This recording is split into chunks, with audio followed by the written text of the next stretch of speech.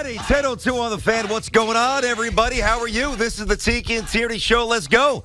Let's get it rocking. Week 15 tonight, NFL underway. The Knicks.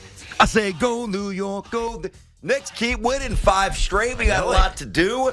Mr. Barber, how are you today, brother? What's happening? Good. Other than the traffic, everything was good. Yeah, Tiki cut it close today. Couldn't find a parking spot. But I'm sitting here, bro. That's all that matters. You made it. You see, here's the thing, though. You cheap out. Just get a garage monthly. But it's easy, so easy not to. And the only time it hurts you is in days when you're late and the garages are packed and you end up sitting for 10 minutes waiting to just get in the garage. I'm like, dude, can I just leave my car? Can I give you the keys? He's like, no, just wait. I can give you the ticket. We can't do that. No, God forbid we do that. But you made it. We're ready. So listen, I got to tell you, I'm thinking a lot about these. Well, I don't want to say next 2 games because that might be perceived as looking past the Lions, and I'm definitely not. Mm-hmm. But I'm here to tell you, and I'm here to tell everybody, at least for me, and you might disagree with this, and that's fine. The way I see the Jets season, because we've talked a lot about the Giants. I even asked Carl Banks this yesterday. Like, Carl, how do you perceive this Giants season? Overachieving early, off the rails lately, dismantled by the Eagles, still a chance to make the playoffs. And there's like the interpretation of the Giants season. And, of course, there's the interpretation of the Jets season. Now, if the Jets don't win both of these home games, okay, I don't want to hear anything about this being a successful season. Because it has not been. But why not? I'll tell you why. Because at that point, the Jets will have gone 3-5 at home. Remember, last 2 games were on the road in Seattle and Miami. Mm-hmm. So you have a sub-500 record at home. You get swept by the Patriots, who aren't even that good. And the number 2 overall pick in the draft has a lot more questions than answers. Now, I'm not saying that there hasn't been a few fun points so far. There have been some crazy comebacks, the little Mike White thing. We'll see where that takes us. If the Jets don't beat the Lions and the Jaguars, I am not happy with this season. By the way, those are 2 good teams. But let me put this in context, BT. Going back for the season past, we talked about it yesterday, the 15 Fitzpatrick season, the Ryan Fitzpatrick season, where they were in 10-6, didn't make the playoffs that year, but went 10-6. Right? The years after that, 5 wins, 4 wins. Oh, they had almost a 500 season. Oh, with Gase, 7-9. Hey, the architect. 2 wins. Yep. 4 wins. It's been rough, dude. 4 wins. That's right. In Robert Saleh's first season here. His second year, it feels different. It feels like there's advancement happening. But you got 7 wins already. Like, how is it a failure? Like, how quickly do you need this team to turn around to be playoff viable when it's been years of mediocrity? And a couple of exceptions in there, but years of mediocrity. I think you're being short-sighted. Wow, short-sighted? Or too eager to turn the corner. That's a nicer way to put it, right? buddy. Too eager to turn the corner. Well, for a team that still is developing into a winner. Here's why I don't believe that that's the case. Because the Jets, now listen, you get dealt circumstances, some favorable. Like in 99, the first game, here everybody's sitting there saying, all right, Jets going to take the next step, go to the Super Bowl. Opening week against the Patriots, try to hand off to Curtis and balls on the turf, and Vinny tries to get it, snaps his Achilles, we're done. So I get it, but still win 8-8 that year. Yeah, well, and we would have done more if Parcells would have benched Rick Meyer quickly. Actually, Ray Lucas, our boy Ray, did a good job. Here's why I think I'm right. Okay? Go ahead. Because every year circumstances are different, and next year the Jets are not going to play 3, 4, or 5 backups. They're just not. They're not going to play backups. Mm-hmm. They're going to have to eventually solve the quarterback situation, and it might be incredibly favorable, or Mike White might turn into a pumpkin, and Zach Wilson might not be the guy. There are some years where you just get handed a few gifts. Granted, you had to capitalize. I'm not trying to take away from the accomplishments so far. And by the way, I think the Jets will win both of these games. Maybe that's why I'm pushing this so aggressively, because I know that they're a good team. There's been years, even the 2015 season that you just referenced, like, all right, little magic here with Fitzpatrick and Marshall and Decker, who were both very good, but they weren't young, and you kind of felt it was a short, wasn't sustainable. Dude, we literally called it Fitzmagic. We literally called it that. He was just magical. He did things that he doesn't usually do. Yeah. Even though he subsequently started doing some things like that. Oh, that's true. Tampa Bay Buccaneers, 500 yards in the first couple of games. But it felt like it was a major overachievement that season with the Jets. I agree. It was, I never really, I don't want to say I didn't take him seriously. I enjoyed it. I think the difference is it didn't feel like it was sustainable. Well, that's what I just said, for sure. It wasn't, we're doing this next year and the year after and the year after. Whereas with this Jets team, I look at them and I say, quarterback issue, let's put that to the side for a second, even though I think it's probably a little bit more clear than maybe you're making it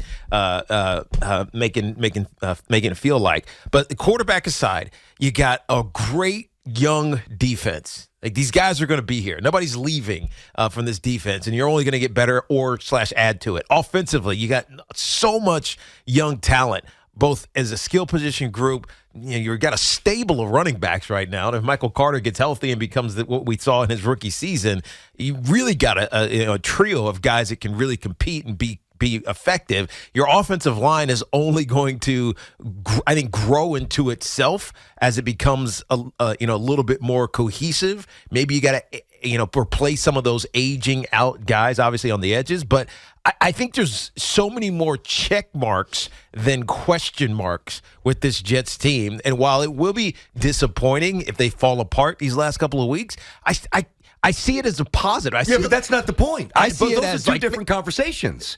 Yes, I can wrap my mind around a positive future, but I could also be incredibly pissed off at the inability to deliver what was basically handed to him this year. I mean, let's trace over this year, all right? And I know you still have to get the job done, but there was an incredible element of luck.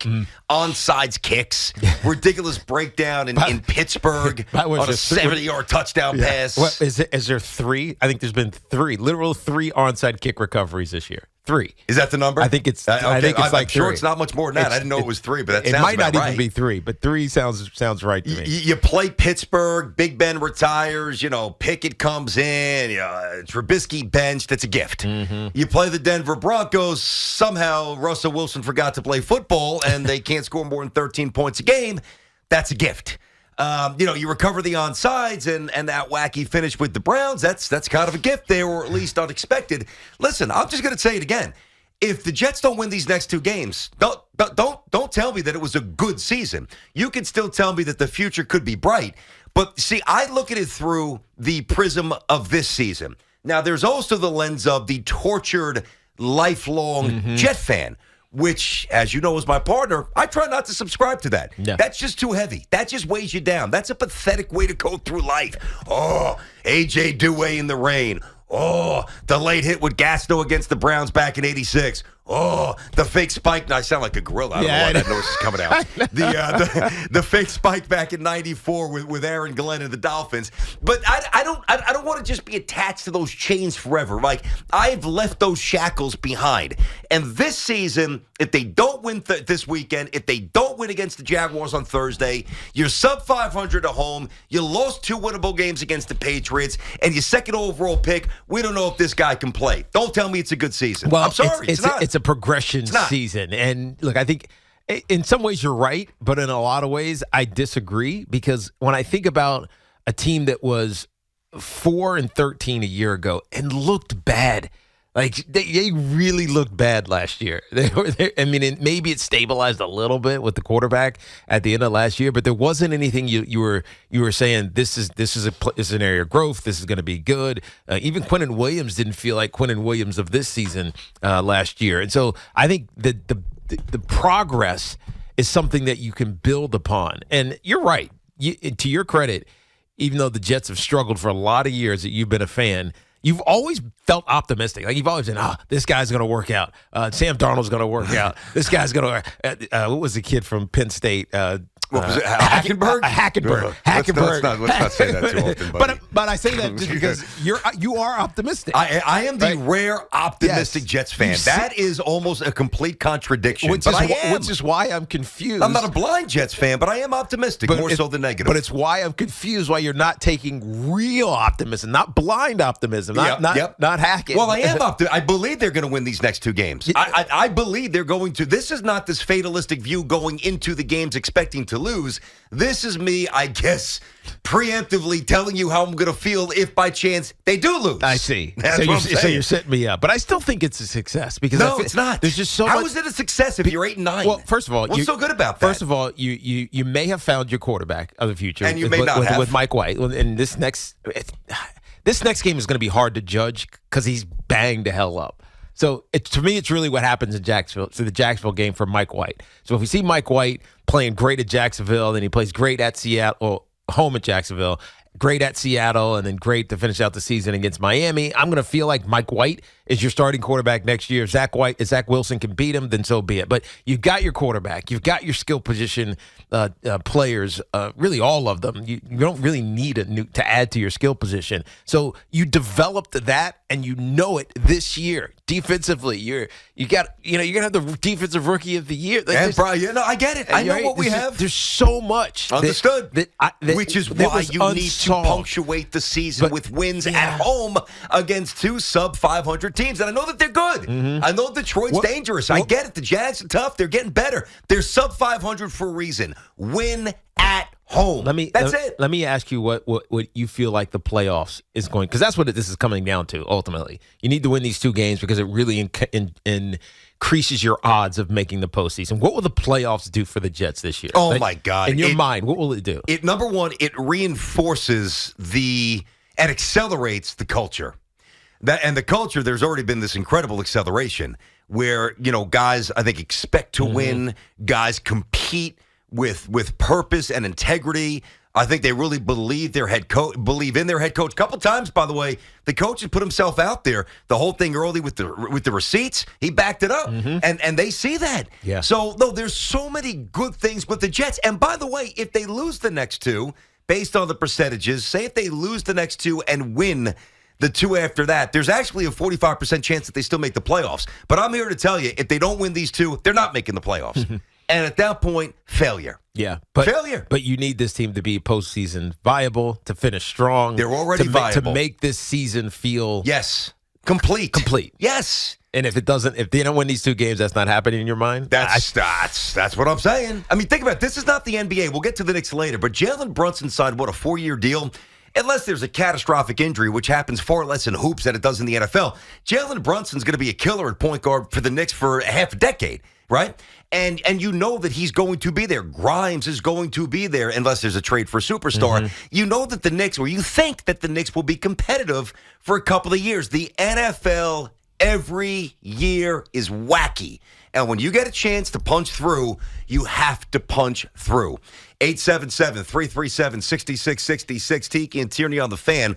We'll get to those red-hot Knicks a little later. Inside of our Town Fair Tire studio, our friends at Town Fair remind you that you always get the guaranteed lowest price on name-brand tires from Connecticut to Maine. Nobody beats Town Fair Tire. Nobody. That's the way I see it. You might see it differently. That's fine. You better win this Sunday, and you better win Thursday to make this season feel the way it's supposed to. And I think on some level, the way it's destined to feel, you gotta finish the job. Tiki and Tierney on the Fan.